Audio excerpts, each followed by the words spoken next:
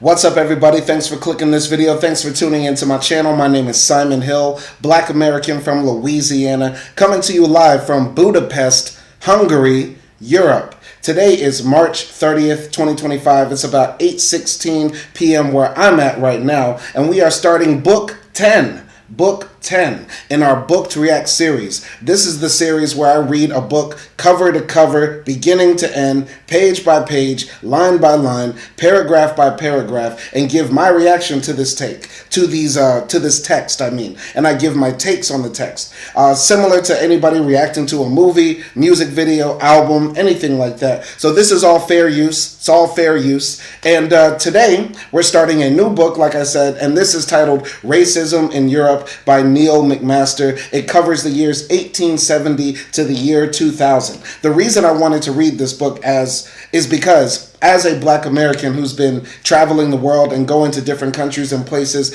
and dealing with anti-Blackness in every single country I've gone to, it's always boggled my mind on how this idea spread. Where does it originate from? Where does this disrespect, this disregard, this hatred for a Black life come from? A lot of people would say that it began in the Americas, right? There's always this desire to blame America for everything, as if America just invented all the evils of the world. And as a dissident American, I can agree that America has been the source for much of the evils of this world. But I think a closer analysis of Europe and its history will give us a deeper understanding of where anti-Blackness actually originates from. And that's why we will be reading this book. Why do Black people in every single European country have a story of anti-Black racism and discrimination being in their lives? Why is there a large segment of Europe's population called the Romanis or Gypsies discriminated against in every single country? Why were the Jews under pogroms and underwent a Holocaust on the European continent? Where does racism come from? Where specifically does anti-Blackness come from? And that's what we hope to discover in between the pages of this book. I have not read it before. I picked it up solely on the title and the badass cover art that you can see right here. Now, this book is available on Amazon. It's not hard to find. It was published in the first year. When was this book published? I believe it's a book that came out in the year 2000 or 2001. Just scrolling down here, product details. Don't know much about it when the book actually came out, but from my last check, I believe this book came out in 2000 or 2001. And you can pick it up for the humble price in paperback of only $22.52, $66 hardcover. It's hard to find, but if anybody's looking for the actual book and free for download, holla at your boy. I'll hook it up. Anyway, before we read, we always find out who the author is. Is this somebody credible? And the person here, Neil MacMaster, is a very credible person. I don't want anybody coming in the comment section saying, oh, Simon's just picking up a book from some random nobody. First and foremost, this is a white man, so you know what he's saying is true. This is a white man, so you know what he's saying is true. This is a white man, so you know what he's saying is true. Because a lot of y'all have that in your minds, that if you see a person like this, oh yeah, he must know what he is talking about. Anyway, Neil MacMaster is an honorary reader at the University of East Anglia.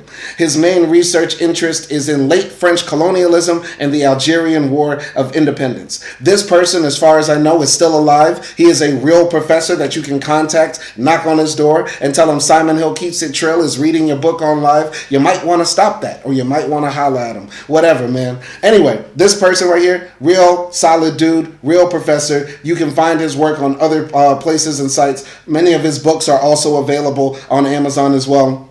And so, yeah, let's hear what a white European man, and as far as I know, East Anglia is in the UK, a white European man has to say about the history of racism. Let's go here. Don't anybody come in my comment section saying there's no racism in Hungary or Italy or France or Spain or Iceland or Poland, whatever.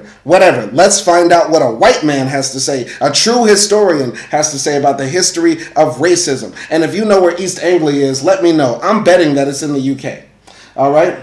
So Kamal says, the only continent I've been to, let's learn. Shout out to Kamal jumping in the chat. Shout out to everybody. We're going to be reading only the introduction today. We're only reading the introduction. Then we'll do chapter 1, chapter 2, etc., etc.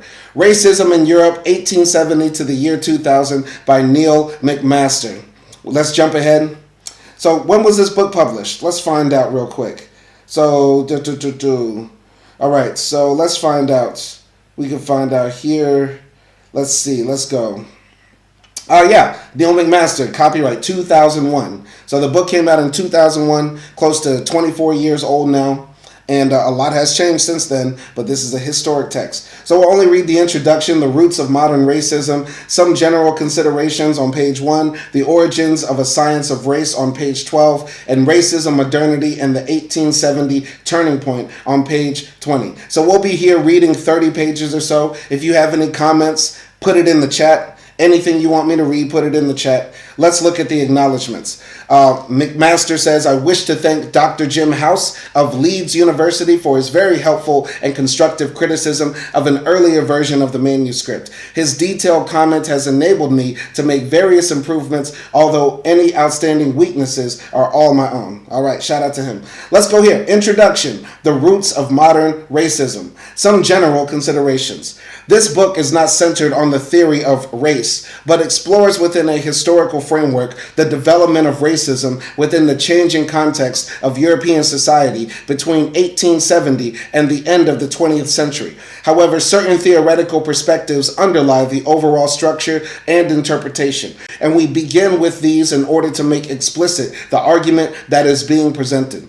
Since 1945, mainstream sociology has argued that race is a social construct. Racial categories cannot be explained through a scientific boundary definition between groups that have evolved within specific historical and social contexts. While categories of race have no ontological status, no concrete reality that can be measured, modern European society has tended to believe in the division of the world's population into distinct biological groups of Black, white, Asian, or other peoples that are permanently divided and arranged into a hierarchy of superior to inferior types. A recognition that there is no essence to race, no scientific validity to the subdivision of humankind into fixed subgroups, is of importance to the central concern of this book, which is the historical construction and meanings of racism. Races may not exist, but there has been and continues to be a widespread belief in such categorization. And this belief, in turn, has had enormous implications for the way in which white Europeans have historically set out to dominate, exploit, and kill inferior peoples. So while races may not exist, racism, or the belief in such biological differences, has held enormous impact on behavior and practice, from the highest levels of government policy to everyday social relations in the pub and on the football terrace. Shout out to MacMaster. Everything in that paragraph was beautifully written. First page, we're starting off fire. Race is not real. There is no such thing as a black person, a white person, an Asian, a yellow man, a red man. These are social constructs. Absolutely. Shout out to Neil MacMaster. He's the dopest. He's a trillist. Let's find out more.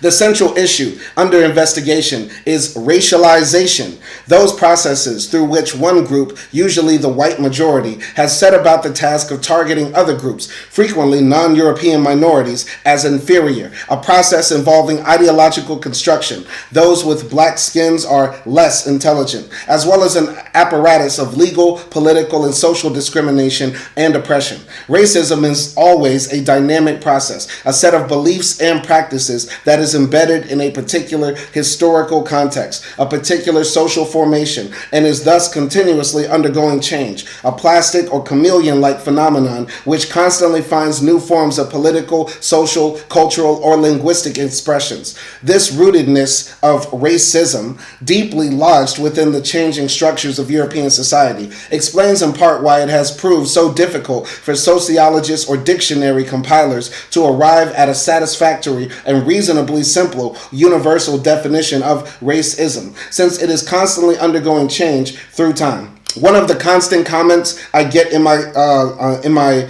comment section on YouTube comes from white people generally who say, "Don't you know people like me experience racism as well? I'm in Germany and people are racist against me because I'm Italian."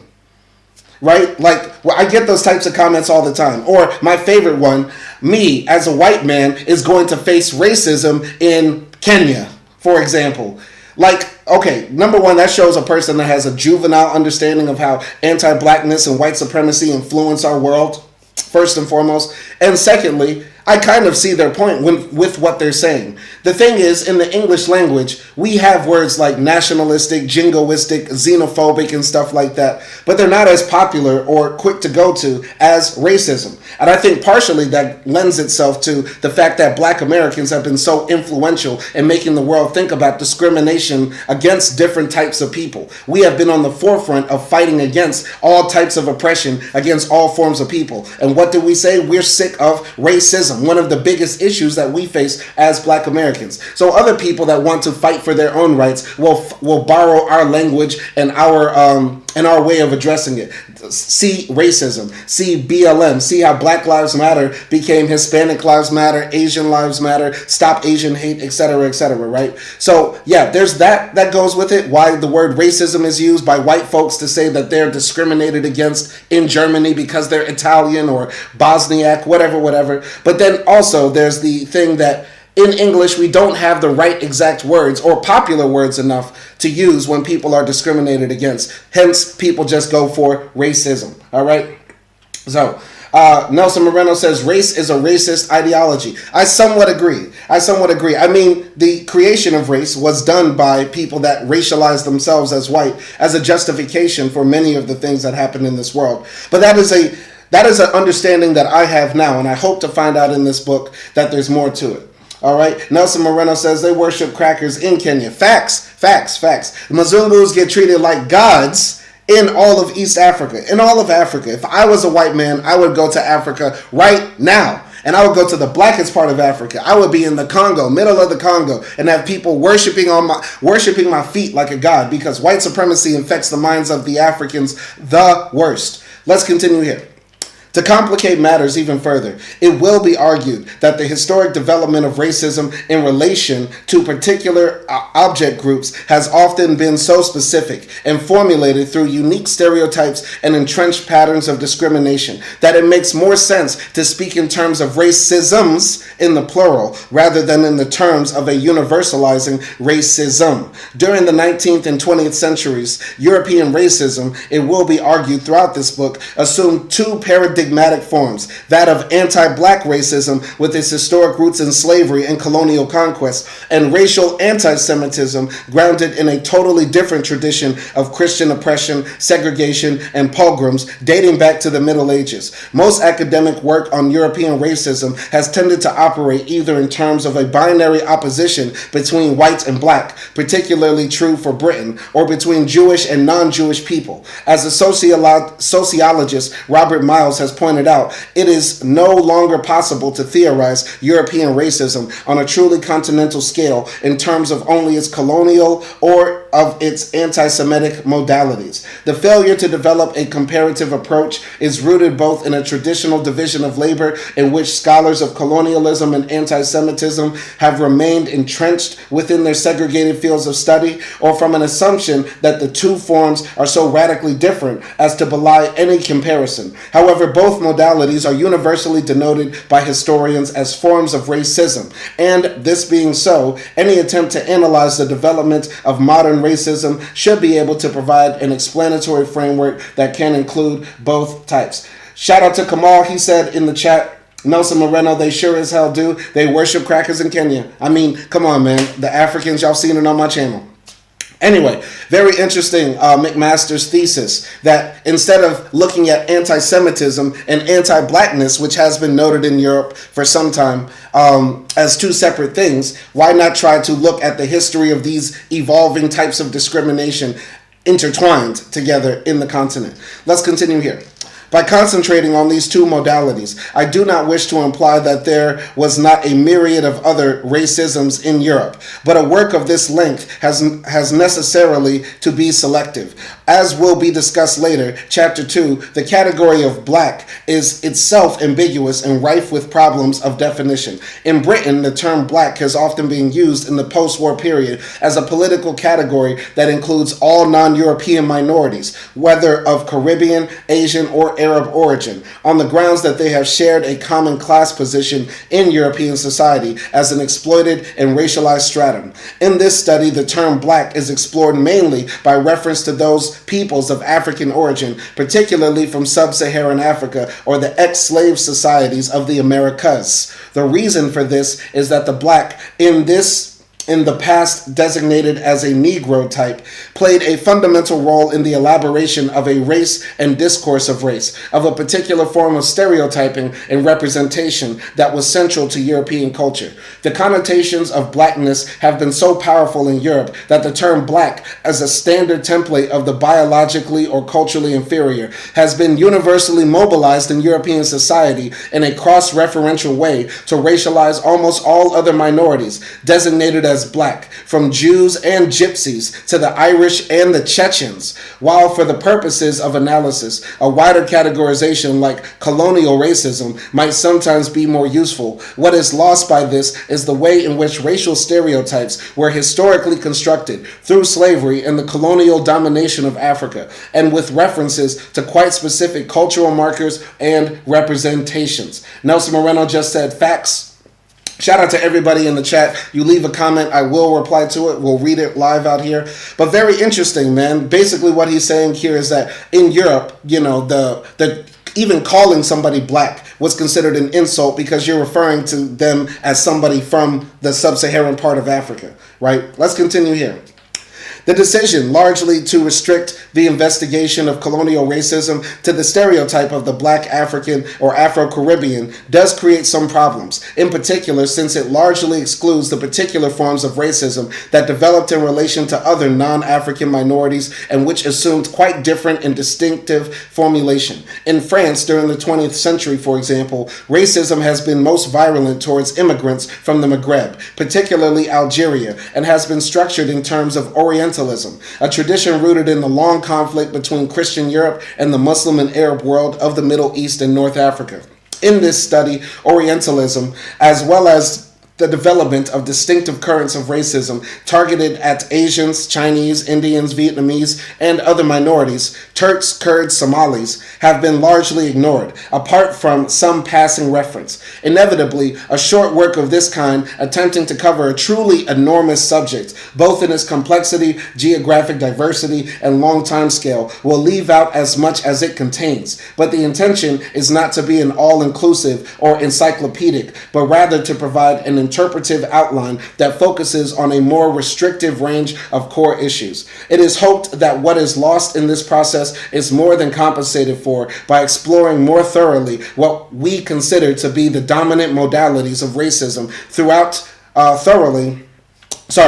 the dominant modalities of racism throughout the modern age: anti-Semitism, anti-black, self-referential white racism. By following through the contrasting threads of these racisms between 1870 and 2000, it is intended to provide a general historical and interpretive framework that will throw light on the key issues or processes in the development of modern racism. In other words, the aim is to provide an analysis that enables us to understand the past in terms of how specific racisms emerged or were constructed, without necessarily trying to give equal weight to all groups that have been defined in the past as a race. By the way, I just got to say, so far reading this text, very fluid, very well written, in the sense that it's easy to understand. No sentences are overly complex. It's very to the point. Matter of fact, I like his writing style. Continuing here. The period covered in this book is that of a long 20th century, from 1870 to 2000. It is a major premise of the study that the period from about 1870 formed an important watershed that witnessed the elaboration and diffusion of a more radical and modern form of racism across the entire landmass of Europe. This new development manifested itself in a simultaneous deepening of hostility towards both blacks and Jews. An official in the British Colonial Office, looking back in 1908 with regret at the dashed hopes of an earlier phase of liberalism and black emancipation, noted that, contrary to what might have been hoped and expected, and undoubtedly was hoped and expected half a century ago, the growth of democracy in science and education has not diminished but increased antipathies of race and color. See, that's something that's disappointing. With the internet, with books, with information everywhere, people are finding new ways to be racist. They're finding new ways to justify their hatred, their bigotry, their ignorance, right? With more information. People thought with social media that people would talk to people from all across the world, break down barriers, and we'll see the abolishment of these sort of negative ideas that permeated in the 20th century. But what do we have now? We have literal fascists on Twitter. We have a literal Nazi owning one of the largest social media sites in the world and being the richest man in the world. It's absolutely sad. But let's continue here. So, let's continue here. Contrary to expectation, more virulent and universal forms of racism were the companion of modernity and an age of progress. Likewise, the great German anthropologist Virchow, writing in the 1890s, was perplexed by the reversion to an irrational and outmoded anti-Semitism. How could this happen, he mused, in our time, so sure of itself and of victory by reason of its scientific consciousness? Even now, it is standing baffled before the enigmas of anti-Semitism, whose appearance in this time of the equality of rights is inexplicable to everybody. Basically what he's saying here, this German anthropologist in 1890 said, I can't believe there's anti-Semitism. Don't people know what year it is? It's 1890. I can't believe in the year 1890 there are people still hating Jews. I can't believe in the year 1891 people hate Jews. I can't believe in 2025 black people still get shot in the back by police. I hate when people use the year argument. I hate when people use the year. In 2025, there's no racism according to most white folks and according to some raccoons. But let's continue here. So this shift in emphasis was symptomatic of a new form of political anti-Semitism that began to spread throughout Germany, Austria, and other parts of Central and Eastern Europe, undermining and attacking the gains of an earlier phase of Jewish emancipation. Across European society, the Enlightenment tradition, founded on a belief in rationality, in scientific progress, and a social and political order based on equality and universal human rights, appeared to be under attack and increasingly on the defensive. Was it a mere coincidence that colonial racism and anti-Semitism within Europe began to assume more negative formulations at the same time? George Mossey, one of the few historians to speculate on the nature of the two racisms, tended to see them occupying quite discrete and largely unconnected geographic spaces. Anti-black racism was centered in the Western European imperial and maritime powers with a long history of slavery and colonialism, societies in which contact with blacks was intimate and constant, while the core of anti-Semitism was located in Central and Eastern Europe, the demographic and cultural heartland of world Jewry, where the highly visible Jews took the place of the blacks as the foil of race. Mossey's division of Europe into two racial zones presents a false dichotomy and fails to address the comparative issue. The common sense assumption that the intensity of racism increases according to the degree in contact with a numerically large minority presence, a kind of threshold of tolerance theory, has no empirical validity. High levels of racism can exist in relation to minorities that are virtually, if not totally, absent from a given society or nation. Let's repeat. A white man just said this. High levels of racism can exist in relation to minorities that are virtually, if not totally, absent from a given society or nation. Meaning, for example, we're in Lithuania. Ain't nan niggas around. Ain't nan niggas around in Lithuania. But you'll have one Lithuanian or more than a few Lithuanians with a paranoid mind who think that black people entering Lithuania will be the end of their country, for example. Or you have high levels of anti-black racism permeating in the language and the culture, in the traditions of a society. See Poland, where they traditionally put on blackface, still today in 2025. Can you believe it? Yes. All right, continue here. I got to read that sentence again. High levels of racism can exist in relation to minorities that are virtually, if not totally, absent from a given society or nation.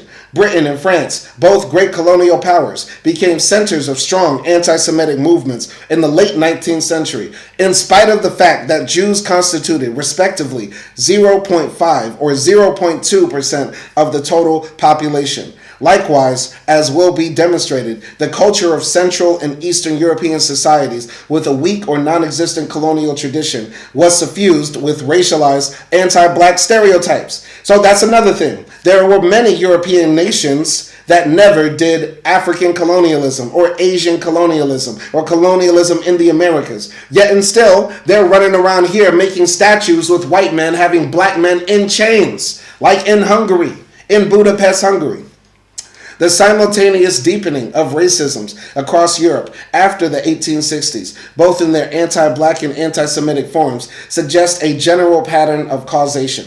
I would agree with those who interpret racist ideology as a specific component of modernity, and in particular of a scientific project which, in the words of Aftar Bra, confidently stalked the world identifying, categorizing, and classifying fauna, flora, and peoples, asserting its neutrality whilst marking hierarchies of race, class, and gender. But this racial discourse, which was developed during the 18th century, began to assume a particularly important function during the last third of the 19th century, as it became a key ideological expression for new forms of virulent nationalism and for social groups in crisis, undergoing an unprecedented pace of industrialization, urbanization, and economic change. While the ideological formations of 19th century nationalism frequently found expression through racism, it is important not to conflate the two terms so that any differentiation becomes meaningless. The modern nation state emerged not only as a process of political, legal, and institutional control over the population contained within a delimited territorial space, but also an imagined community, a folk or people, whose identity was formulated by those boundaries that separated off those who belonged the we group, foreigners and outsiders who remained aliens or potential enemies. Group identity, it has been argued, can never be defined in a void, but only over and against those others who are essentially different from us. The modern state, impelled by the need to generate a powerful sense of cohesion and shared identity among its citizens for purposes of warfare, economic unity, etc., frequently underpinned nationalism through appeals to ethnicity, to essentially cultural manifestations of belonging that included shared religion, language, traditions, and history. Such forms of nationalism readily lent themselves to the more radical forms of group closure and exclusion constituted by racism. Where racism differs from ethnicity is in the elaboration of a naturalized identity, a fixed and unchanging quality that is imprinted in the blood or the biological essence of a group of shared descent. The nation is the family writ large, an issue of kith and kin. As Etienne Balibar notes, the symbolic kernel of the idea of race is the schema of genealogy, the idea that filiation in individuals transmits from generation to generation, a substance both biological and spiritual. For nationalists bent on more radical forms of group boundary maintenance, ethnicity, and in particular language, did not create a sufficiently impermeable screening mechanism against others. Language could be learned. While racism introduced a more absolute principle of closure, the other could never, even with the greatest will, cross over the symbolic boundary line, since difference was indelibly stamped into the body. In the period after 1860, during which a scientific racial discourse achieved increasing power and legitimacy or hegemony in European society, what can be witnessed is a racialization of nationalism, a process that reflected both internal crisis as well as a deepening international tension, militarism, and insecurity. Basically, what that paragraph is saying there is that the creation of the nation state necessitated to some degree an idea in people that we are a particular group of people. Being Polish is in your blood, being Nigerian is in your blood, and people that do not fit the mold of what we identify as people of the nation can never be of the nation. The nation necessitates there being an other so that we can be an us. Continuing here. What was distinctive about the racial watershed of the late 19th century was not that it was based on a revolution in ideas. The scientific classification of race had already appeared in the 18th century, so much as the extent to which race became an almost universal or standardized key for the interpretation of human history, as well as for understanding of contemporary society and its future evolution. The motor of history lay in the realm of social Darwinism, the war for survival between stronger or weaker races, and in theories relating to degeneration, racial purity, eugenics, military conflict, and imperial conquest. This racial, I cannot pronounce that, Weltanschauung, I cannot speak German at all. This racial Weltanschauung remained dominant throughout the period from 1870 to the Second World War, and this is why particular emphasis is placed in this study on the key transition that took place from 1870, since the new paradigm that appeared at this watershed was to remain hegemonic throughout the first half of the 20th century. There is a danger in interpreting racism as a history of ideas, as a process of knitting together the texts of major thinkers, as the philosophers of race from Robert Knox and Gobineau to Darwin, Nietzsche, and Houston Stewart Chamberlain. Such an emphasis can lead to an overly idealistic interpretation of history, the view that racial theories influenced practice in an unproblematic way. The educated elites, we are led to believe, from professors to government ministers, read such sources and translated their messages into actions, from legislative and political programs to research institutions and educational practice. However, as will be seen below in the discussion of social Darwinism, the ideas of the theorist, Darwin, were not uniformly adopted, but rather more frequently molded or selectively adapted to fit in with or to legitimate the pre-existing political goals or ideological agendas of social or political movements. Basically, what they're saying here is that, Darwin comes up with this idea of evolution, basically that, species change and adapt to match their environment in random ways, right? And the ruling elite, the capitalist class, I would say, the ruling elite, the owners of capital and the means of production and the producers of ideas in our society say, yeah, evolution, that's a great idea. Let's also apply that to people. People have adapted to pick cotton in the fields. And we have a specific group of people that are specifically adapted to pick cotton for the rest of their lives. And they get whooped on, they can get hurt, they can get killed, and they don't feel anything. In fact, they're stronger than us, but they're dumber than us. Because that's how evolution works. And Darwin might have said, no, right? But anyway, that's like what he's trying to say here. So, the development of racial ideology did not stem from the impact of science and ideas, but rather the reverse. Race science was invariably structured as an expression of underlying preoccupations, whether stemming from class position, nationalism, colonialism, economic crisis, or other considerations. Fundamentally, all racisms are a cultural manifestation, a reflection or expression of tensions or problems within a society, rather than a phenomenon derived from an autonomous and somehow objective sphere of scientific investigation and theory.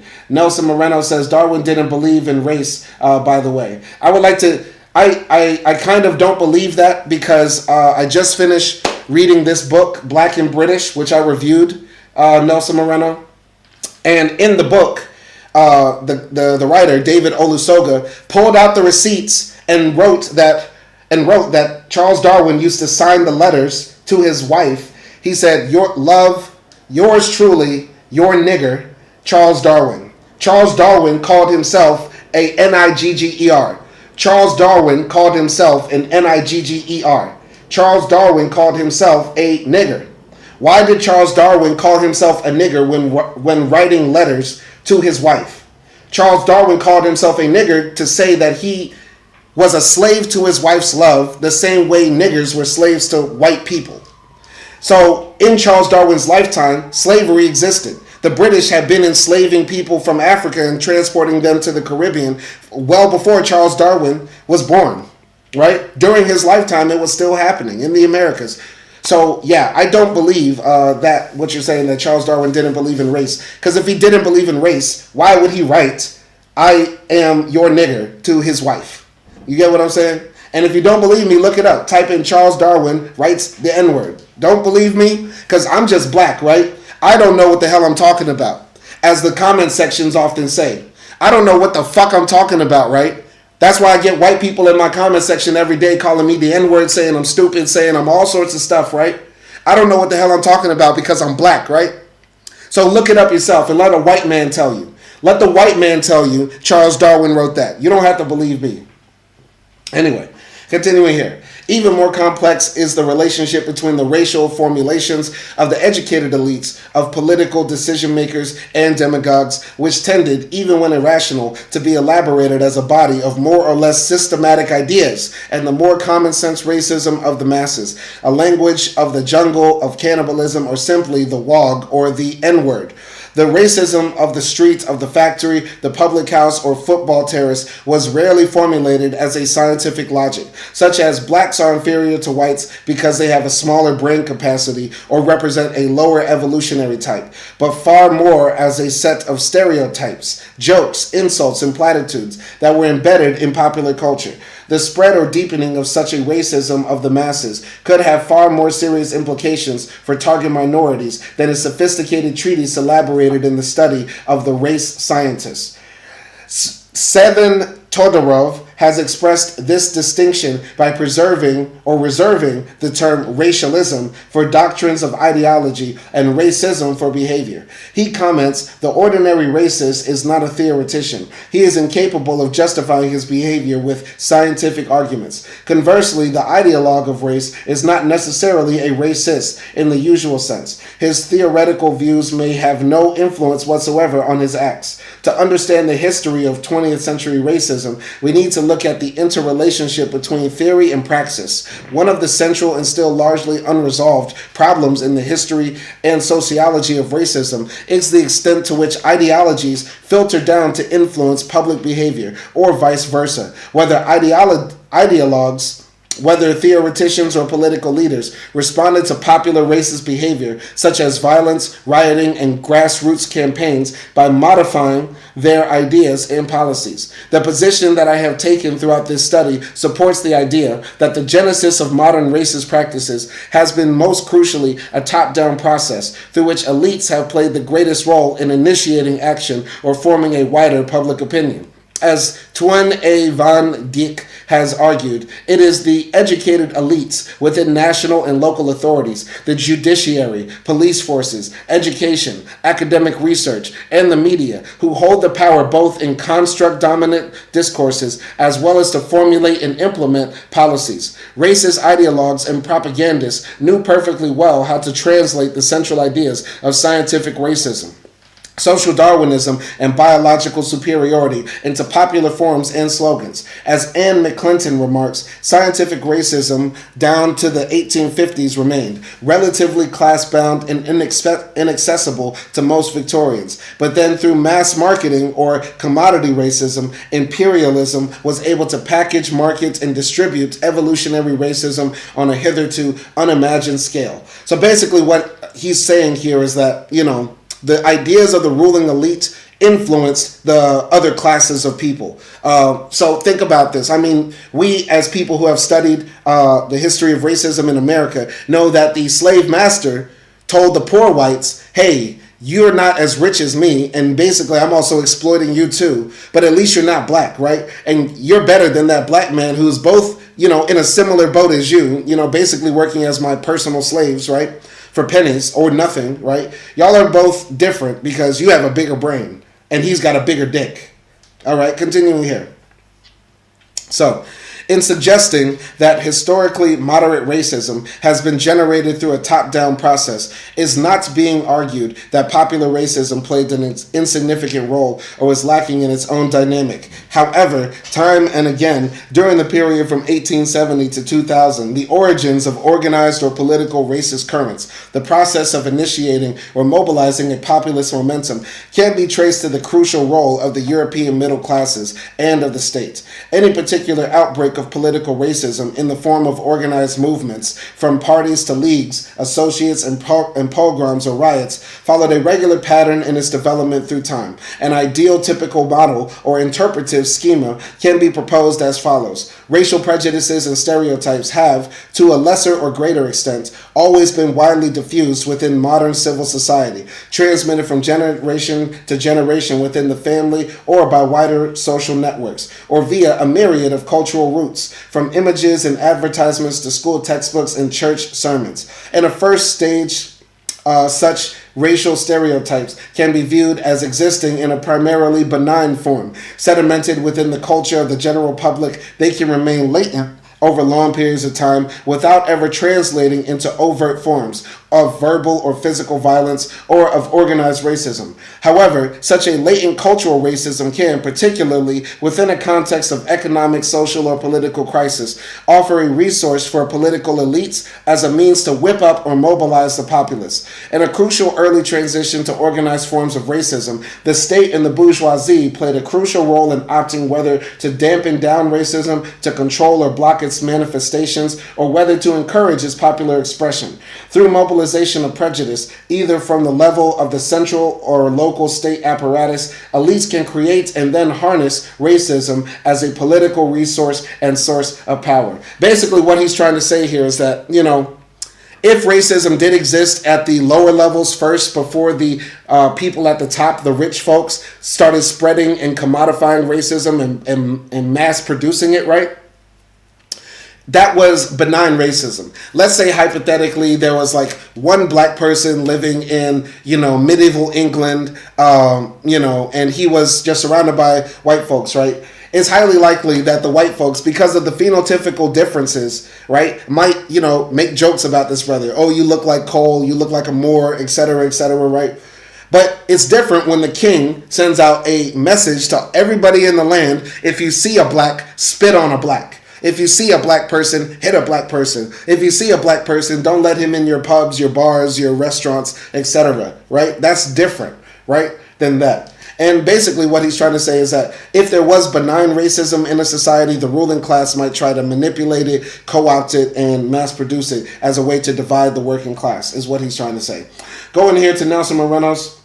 Nelson says, I use racial slurs against whites and other people all the time, but it doesn't mean that I believe in race. Nelson Moreno says, does not prove that the races ought not to be ranked as species, but it shows they graduate into each other, and that it is hardly possible to discover clear distinctive characters between them.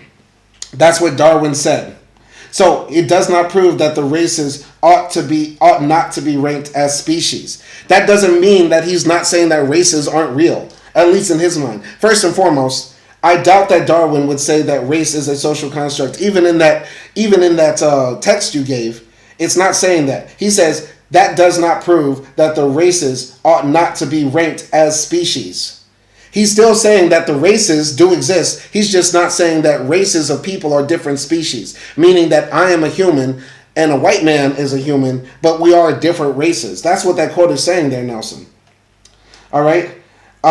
So evolution happens within a species, not into a species. Listen, I think Queen Lolita and many of you are kind of like missing the point here. Well, if y'all want to argue about evolution, that's fine. But can we all agree that race is not real? Do we all agree? Queen Lolita, I'll ask you. Nelson Moreno, I'll ask you. Do you agree that race is not real? Before y'all start debating and bickering about evolution? Because I'm not a scientist in that way. I'm a studying to be a social scientist, but not a scientist of biology or evolution.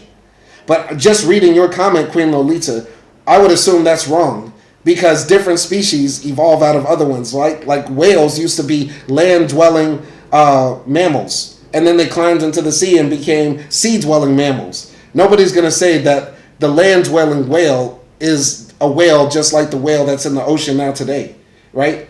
We evolved from certain apes in the past, right? Would we say that Australopithecus is the same as Homo erectus? I think we can agree that those are different species. But once again, I'm not a scientific evolutionary biologist. Let's continue here. All right. So, while the intervention of elites was often crucial in initiating or kickstarting racist movements or currents of opinion, frequently popular racism would take on its own volition and autonomy once it had been set in motion. Queen Lolita says, no, wrong. I don't know what you're talking about. Okay, Queen Lolita is trolling. Dogs weren't wolves, but wolves are dogs.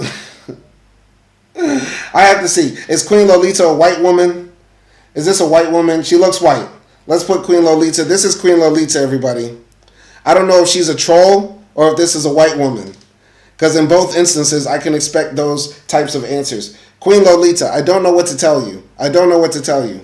You must be trolling. This is an educational channel, Queen Lolita. Do not come on here trolling. We are trying to educate the masses. Because if you want to jump stupid, I can get real ignorant. Let's play.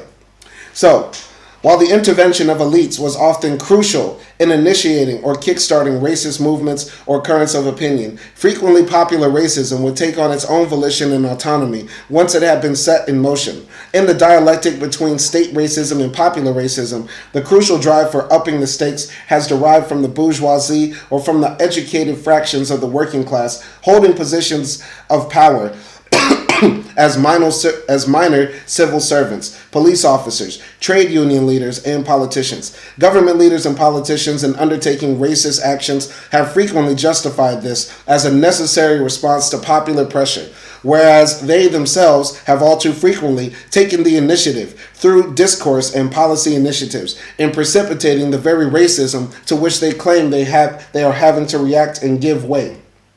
For example, during the year 2000, governments across Europe generated a highly negative perception of asylum seekers as bogus refugees, a threat to national identity and culture, a drain on the welfare state, and a source of disease and criminality. This in turn legitimated and accelerated widespread popular racism at the local level, especially in reaction to state policies of geographic dispersal, a wave of racism that politicians then claimed in principle to oppose. So even before September 11th, even before the Iraq War, even before the invasion of Afghanistan, even before the Arab Spring and Syria civil war, where millions of Muslim immigrants were flooding into Europe, even before black people were dying by the tens of thousands every year in the Mediterranean, Europe in the year 2000 was still Fortress Europe. It was still keep the immigrants out, asylum seekers bad, and racism permeating throughout their societies. All right, going now to the comments. Nelson Moreno says, race is not real, but racism is real. I'm proudly racist against the race that resembles a piece of bread. That's hilarious. That's hilarious. Race is not real. It's real, but unreal. So I agree with you, Nelson Moreno. Queen Lolita says, black, far from it, and I'm educated, masters in mass communication. All right, well, shout out to Queen Lolita, an educated black sister. All power to the people. Shout out Queen Lolita. We love black women on this channel. This is not a channel where you'll ever hear negative words about black women coming out of my mouth. Unless you start trolling. If you start trolling, we gonna get in that ass. And that's for everybody. I'm an equal opportunity roaster. All right? Nelson Moreno says, if dogs weren't wolves, what were they then? Queen Lolita says, again, evolution is within a species, meaning species change to adapt to improve survival. What's being discussed is social racism, correct? Social Darwinism. Okay, yeah, we're talking about social racism. So if y'all want to have that debate about scientific evolution, y'all have that. Nelson Moreno, Queen Lolita, y'all go back and forth about whatever y'all are talking about as far as species evolution. But I would think, looking at Homo habilis, Homo erectus, Australopithecus, the Neanderthals, and Homo sapiens, I think we could all agree those are different species of humans, right? Of what we define as humans. Like, those are our early ancestors, and they were different species, right? There's no way that there are Neanderthals running around today or Australopithecus running around today, but those are our direct ancestors. But they were separate species. You get what I'm saying? Anyway, So, a final theoretical point concerns the almost universal linkage between race and gender. The rise of the contemporary feminist movement from the 1960s onwards provided a powerful and radically new impulse to the theorizing of difference. Feminist writers have had a major impact on the way in which categorizations of inferiority have been created through signifying systems based on notions of an essential nature and biological specificity. In the 19th and 20th centuries, women, like races, were generally considered to be internally programmed by nature to fulfill certain functions within a patriarchal order. Characteristics of softness suited to the nurturing and care of both children and adult males, of natural obedience to the superior intellectual and physical abilities of men, and so on. The sciences of anthropology, medicine, and psychiatry that were obsessively fixated on the black body, on the location and measurement of markings and signs of inner difference, carried out a similar project on the female body. Through this interlocking field of inquiry, as Nancy Stepan has argued, gender was found to be remarkably analogous to race, such that the scientists could use racial difference to explain gender difference and vice versa. Through this equation, European women who were challenging male domination were claimed to have small brain weights and deficient brain functions, analogous to the lower races, which likewise were thought to depend on the superior intellectual direction and care of the white colonial master. European women were described as having slightly protruding jaws, analogous to the ape-like jaws of lower races, while in an inverse direction, inferior races were frequently feminized, described in terms of unmanly, soft, physically weak, or low intellectual characteristics. Very interesting. So basically what MacMaster is saying here is that the European, before they grabbed the black man and measured his skull and weighed his brain and looked at his jaw and his profile, they did what they did to us to their very own women. This is my theory going into this book, my hypothesis, and let's find out if MacMaster reaches the same conclusion, is that everything that they did to black people, racialized us, said that we were a separate species of human, that we were lesser than human, that we're basically animals, right? They did to their own people. They did it to the Jews, they did it to the gypsies, they did it to their own women, right? Racialized them, inferiorized them, and morphed them around to be something less than human in their own minds, in their social constructs. They did that to them before they did it to us. Which is why when they got us, they were ready to go. They had years and centuries of practice of dehumanization of the other, so that when they hit black folks, it was a walk in the park. They knew what to do. There wasn't even struggle about it. Continuing here. In this study space does not allow an adequate treatment of this enormously fertile area of investigation, but a number of key facets can be kept in mind. White self-referential racism, see Chapter 1, was constructed through a discourse that presented European women as lower than men on the evolutionary scale and analogous to biologically inferior peoples. Lower races were in turn reduced by science to the status of women, or frequently made effeminate, sexually ambivalent, or homosexual. Winwood Reade in Savage Africa noted in the mid-19th century, "But if the women of Africa are brutal, the men of Africa are feminine. Their faces are smooth. Their breasts are frequently as full as those of European women. Their voices are never gruff or deep. Their fingers are long, and they can be very proud of their rosy nails. The men have gracefully molded limbs and always are after a feminine type." Just as most males in the late 19th and early 20th centuries order depended crucially on masculine hegemony, including a kind of ownership of women, so within the colonial sphere, white domination was almost universally regarded as dependent on the black male, not reversing the power of relationship by having sexual relations with white women. Hence the obsessive fear of miscegenation, racial pollution, and degeneration. The colonial/racial order was, however, quite concomitant with white males entering sexual relations with black or Asian women, who were thus frequently represented in terms of erotic imagery or naked black bodies or Orientalist unveiling in harems. White male sexual fantasies of conquest and control of inferior but supposedly lubricous black females was integral to the social psychology and culture of imperial domination. assertion of sexual rights over women, like the medieval droit de seigneur, was a statement of power. The self-confident sexual economy of white hegemony was, however, frequently disrupted or challenged by profound anxieties and ambiguities. Wait, before I continue, I have to look up that word. Droit de seigneur. I need to look this up because I'm not a French speaker. So what does this mean? All right. Okay. Droit de seigneur. I'm going to drop this in the chat for everybody. Let me know if I got any French speakers in the house. Let's put this in the chat for the people. Hold on. Droit de seigneur. The alleged right. All right. The alleged right of medieval feudal lords to have sexual intercourse with a vassal's bride on her wedding night. Oh, okay, so basically I get to fuck your wife. On the day you get married. That's crazy.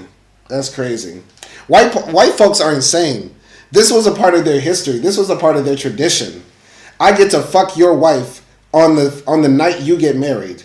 That's crazy.